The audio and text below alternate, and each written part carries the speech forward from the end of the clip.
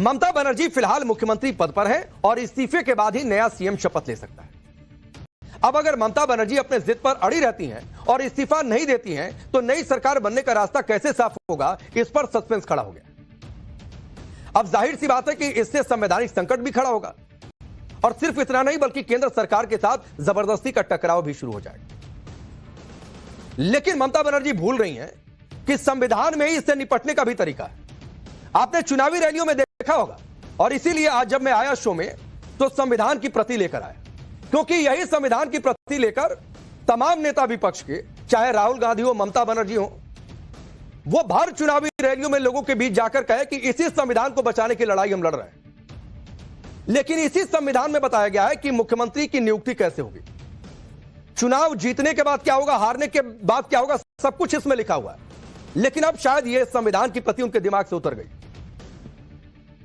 तो जाहिर सी बात है इसी संविधान से रास्ता निकलेगा और इसके लिए भी संविधान में नियम साफ है। इसकी जानकारी भी आपको दूंगा। भारतीय संविधान के मुताबिक मुख्यमंत्री का पद राज्यपाल की मंजूरी तक ही बना रहता है। इसमें लिखा हुआ है अनुच्छेद 164(1) में, और पढ़िएगा उसे जाकर। अनुच्छेद 164(1) कहता है कि राज्यपाल ही मुख्यमंत्री की नियुक्ति करते हैं। अब अगर मुख्यमंत्री चुनाव हार गए हैं या उनकी पार्टी सदन में बहुमत खो चुकी है और फिर भी वो इस्तीफा देने में आनाकानी करते हैं, तो भाई राज्यपाल के पास अधिकार है बर्खास्त कर देने का कि चलिए हटिए, ना आपके पास मैंडेट है ना नंबर है, चुनाव आप हार गई हैं, तो कर क्या रही है कुर्सी पर। तो सवाल यह कि ममता बनर्जी क्या बर्खास्तगी का इंतजार कर रही है? अरे हजम करिए कि आप चुनाव हार गई, ये डाइजेस्ट करना होगा। इसी तरीके से लोकतंत्र चलता है। फिर जाकर अगले 5 साल जमीन पर मेहनत करिए और अगले चुनाव में फिर दिखाइए कि देखिए हम ही पश्चिम बंगाल के सबसे बड़े नेता। लेकिन फिलहाल एक अलग तरीके की जंग चल रही। अब नहीं हटेंगी तो होगा क्या कि राज्यपाल एक आधिकारिक आदेश जारी करेंगे, वर्तमान सरकार को तत्काल प्रभाव से वो भंग कर सकते हैं, यह प्रावधान है। दूसरा विकल्प भी है और वो ये कि अगर मुख्यमंत्री इस्तीफा नहीं देते हैं तो राज्यपाल विधानसभा का विशेष सत्र बुला सकते हैं और इस सत्र में बहुमत साबित करने के लिए अविश्वास प्रस्ताव लाया जाता है। वैसे अभी बंगाल में बीजेपी के पास 206 सीटें हैं और टीएमसी के पास सिर्फ 80 सीट है, लेकिन नई विधानसभा में नए विधायकों की शपथ हुई नहीं है। लेकिन एक असेंबली का टर्म फिक्स होता है, यानी विधानसभा कोई भी अस्तित्व में आई तो उसका कार्यकाल यह नहीं कि अनलिमिटेड समय तक चलता रहेगा। लिहाजा गवर्नर फर्स्ट ऑप्शन की तरफ जाएं, इसकी संभावना ही ज्यादा है, क्योंकि 7 तारीख को तो विधानसभा का कार्यकाल खत्म हो, यानी 1 दिन बाद 2 दिन बाद, आप समझिए। तो फिर कैसे आगे बढ़ेगा? तो एक विकल्प बचता है जिसकी संभावना ज्यादा है, वो ये कि बर्खास्त किया जाए इस सरकार। अब जाहिर सी बात है ममता बनर्जी आज मीडिया के सामने आई, प्रेस कॉन्फ्रेंस उन्होंने की और कहा कि इस्तीफा नहीं दूंगी, हारी थोड़े नहीं हूं, तो खलबली मचनी थी, मच गई।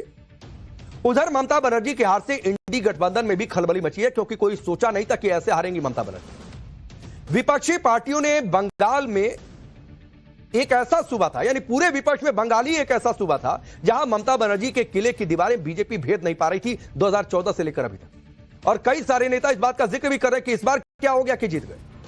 लेकिन इस बार चुनाव में ममता का, या यूं कह लीजिए पूरे विपक्ष का सबसे मजबूत किला भरभरा कर गिरेगा और जैसे ही यह हुआ इंडी गठबंधन में खलबली मच गई। नतीजे आने के बाद ममता बनर्जी से विपक्ष के सभी दिग्गज नेताओं ने तुरंत फोन मिलाया और बातचीत की, और वही विपक्षी नेता जो इसी चुनाव में जाकर पश्चिम बंगाल के ही रण से ममता बनर्जी को जी भर कोस रहे थे और ये कह रहे थे, राहुल गांधी कह रहे थे कि इन्हीं ममता बनर्जी के गुंडाराज के चलते बीजेपी को बंगाल में आने का रास्ता मिला। अब वो फोन पर बातचीत कर रहे हैं। ममता बनर्जी ने इसका जिक्र प्रेस कॉन्फ्रेंस में भी किया। उन्होंने दावा किया कि सोनिया गांधी, राहुल गांधी, तेजस्वी यादव, अखिलेश यादव सभी ने उनसे बातचीत की। वो ये भी दावा कर रही है कि अखिलेश यादव तो कल उनसे मिलने कोलकाता भी जा रहे हैं। जाहिर सी बात है सपा खेमे में ज्यादा हड़कंप है और इसलिए है क्योंकि एक नैरेटिव बना और अगले साल यूपी में चुनाव है। इस जबरदस्त झटके के बाद अब ममता बनर्जी को भी इंडी गठबंधन की जरूरत महसूस होने लगी है। यह आज उनकी बातों में समझ में आया। जो पहले कहती थी एकला चलो, वो आज कह रही है कि पूरा विपक्ष एकजुट। तो अब दीदी कह रही है कि इंडी गठबंधन को मजबूत करेंगे। उन्होंने क्या कहा वो आपको बताता हूं। ममता बनर्जी ने कहा कि मेरा टारगेट है कि मैं इंडिया टीम को और भी ज्यादा शक्तिशाली बनाऊं। अब मैं फ्री बर्ड हूं, अब तो मेरी मुख्यमंत्री की कुर्सी भी नहीं है, तो फ्री बर्ड हूं, कहीं भी जा सकती हूं, खुली चिड़िया हूं, उड़ूंगी आसमान में। आप ये सोचिए कि एक ओर कह रही है कि मुख्यमंत्री पद की कुर्सी नहीं है, दूसरी ओर कह रही है इस्तीफा नहीं दूंगी। तो फिर सवाल उठता है कि भाई ये सब जानबूझकर सीन क्रिएट क्यों कर किया जाए। ममता बनर्जी अब राष्ट्रीय स्तर पर बीजेपी के खिलाफ मोर्चा खोलने का मन बना रही। इसीलिए आज उन्होंने ईवीएम को लेकर एक ऐसा सवाल उठाया जो पहले भी कई राज्यों के चुनावों में उठाया जा चुका है। ममता बनर्जी ने आज ईवीएम में गड़बड़ी का बड़ा आरोप लगाया और टेक्निकल सवाल पूछे। उन्होंने कहा कि जब वोटिंग खत्म होती है तो ईवीएम की बैटरी का लेवल डिस्चार्ज होकर 40% के नीचे पहुंच जाता है, लेकिन काउंटिंग सेंटर पर जब ईवीएम खोले गए तो 90 से 95% तक चार्ज थे। तो ऐसा कैसे हो गया? हालांकि यह सवाल पूछते हुए ममता बनर्जी ये भूल गई कि थोड़ी देर पहले वो ये भी आरोप लगा रही थी कि हमारे एजेंट तो थे ही नहीं। अरे एजेंट थे नहीं तो देखा कैसे कि 90% 95% बैटरी हो गई? तो थे ना वहां पर, और थे तो फिर चुनावी प्रक्रिया का पालन भी हुआ।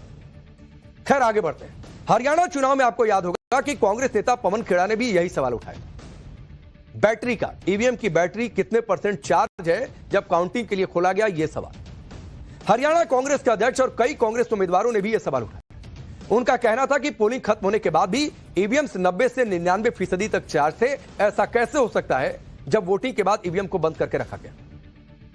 कांग्रेस उम्मीदवारों का यह भी दावा था कि जिन ईवीएम की बैटरी 90% से ज्यादा चार्ज थी उस पर बीजेपी जीत रही थी। तो बीच में कुछ खेला हुआ क्या? और जिन ईवीएम की बैटरी 60 से 70% से कम चार्ज थी उन ईवीएम मशीनों पर कांग्रेस आगे चल रही थी, यह आरोप लगाया। कांग्रेस महासचिव जयराम रमेश ने तो चुनाव आयोग में इसकी शिकायत भी की और आशंका भी जताई थी कि बैटरी परसेंटेज में एनोमली यानी विसंगति इलेक्शन रिजल्ट से जुड़ी हुई लग रही है, इसको लेकर जांच हो। जबकि कपिल सिब्बल ने कहा था कि जिन ईवीएम की बैटरी वोटिंग के दिन 70% डिस्चार्ज हो जाए वो काउंटिंग डे के दिन 90% चार्ज कैसे दिखा सकती है? ईवीएम की बैटरी को लेकर पहले ममता बनर्जी का आप बयान सुनिए, उसके बाद आपको बताऊंगा कि चुनाव आयोग ने ईवीएम की बैटरी इश्यू को लेकर क्या जवाब दिया था। हम लोग जैसा फाइट किया इंची टू इंची, इतना फाइट हम लोगों ने किया जिंदगी मौत को सामने रख के। तो अभी अगर हमारा फाइट तो बीजेपी का साथ नहीं था, हमारा फाइट था इलेक्शन कमीशन का साथ। और अगर इलेक्शन कमीशन बेच जाए, अगर जुडिशियरी से कोई जस्टिस ना मिले, अगर इतना लोगों को लॉजिस्टिकल नाम पे निकाल दिया जाए, वन साइडेड इलेक्शन ऑफिसर लोग काम करे, स्विच ऑफ कर दे, ईवीएम मशीन कैप्चर करे। आप हमको बताइए, जब लोगों ने वोट देता है मशीन में, उसका चार्ज, बैटरी चार्ज 40 का नीचे उतर जाता है, लेकिन 1995 कैसे हुआ? कैसे हुआ? I am raising the question. तो ईवीएम की बैटरी 90 से 95% कैसे हो गई काउंटिंग के दिन? यह ममता बनर्जी सवाल उठा रहे। चुनाव आयोग ने ईवीएम बैटरी के कम ज्यादा चार्जिंग लेवल के मुद्दे को एक टेक्निकल इश्यू बताया था और ईवीएम बैटरी को लेकर जितने भी सवाल पूछे गए थे सभी का एक जैसा जवाब दिया था।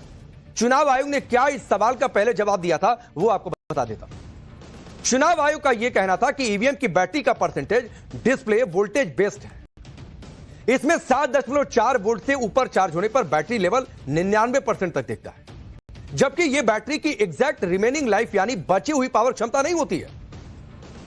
इलेक्शन कमीशन ने यह भी कहा कि वोल्टेज धीरे धीरे गिरता है। पोलिंग और काउंटिंग दोनों के लिए बैटरी काफी होती है। इलेक्शन कमीशन ने ईवीएम की बैटरी को लेकर किए जा रहे सवालों को बेसलेस बताया और खारिज कर दिया कि यह जो तर्क दिया जा रहा है कि 30-40% होनी चाहिए, 90-95, 80 कैसे हो गई, यह सवाल ही बेसलेस है। यह भी कहा गया था कि ईवीएम की बैटरी लेवल का वोटिंग, काउंटिंग या रिजल्ट से कोई लिंक नहीं है। यानी ईवीएम की बैटरी कितने परसेंट चार्ज है, इससे जो उससे रिजल्ट निकलेगा, इन दोनों का कोई लिंक नहीं है। तो जोड़िए मत इसको। लेकिन हरियाणा में कांग्रेस ने जोड़ा और अब पश्चिम बंगाल में ममता बनर्जी इसको जोड़ रही। मतलब हालत यह है कि हार गए हैं, रोने का भाई पुराना बहाना है। अरे हार गए, जाइए, बीजेपी को मौका मिला है, उन्हें मैंडेट मिला है, उनको सरकार बनाने दीजिए और फिर कमियां निकालिए, क्योंकि लोकतंत्र में विपक्ष यही काम करता है। और कमियों को लेकर जनता के पास जाइए और देखिए कि पश्चिम बंगाल की हालत सुधारने का जो वादा बीजेपी ने किया था वो वादा बीजेपी पूरा करती है कि नहीं। अब अगर बंगाल में ईवीएम खराब था तो सवाल उठता है कि भाई केरल में कौन सा बैलेट पेपर से चुनाव हुआ?